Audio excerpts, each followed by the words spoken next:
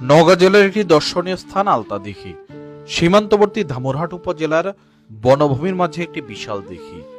সমতলে দাঁড়িয়ে যে কোনো বনভূমির কিছু অংশই শুধু দেখা সম্ভব, কিন্তু উঁচু কোনো স্থান থেকে বনভূমি আর দিঘির বিশালতা ভালোভাবে বোঝা যায়। মানুষ যেন আলতাদিঘির সৌন্দর্য উপভোগ করতে পারে, তাই এখানে নির্মাণ করা হয়েছে নান্দনিক ওয়াচ টাওয়ার।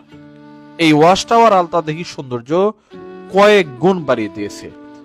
সবুজ বনভূমির মাঝে সাদা রঙের এই ওয়াচ টাওয়ার একদম ফুটে উঠছে। এই ওয়াচ টাওয়ার দেখতে ভিড় করছে ঘুরতে আসা পর্যটকরা। যারা এখানে ঘুরতে আসছে প্রথমে এই ওয়াচ টাওয়ারে উঠছে। ওয়াচ টাওয়ার থেকে স্থানের সৌন্দর্য দেখে মুগ্ধ হচ্ছে সবাই। সুন্দর এই ওয়াচ টাওয়ারের উচ্চতা 720 ফুট, আর এই ওয়াচ টাওয়ার নির্মাণে ব্যয় হয়েছে 1,16,00,000 টাকা। সাদা এই ওয়াচ টাওয়ার আপনাদের কেমন লাগলো কমেন্টে জানাবেন।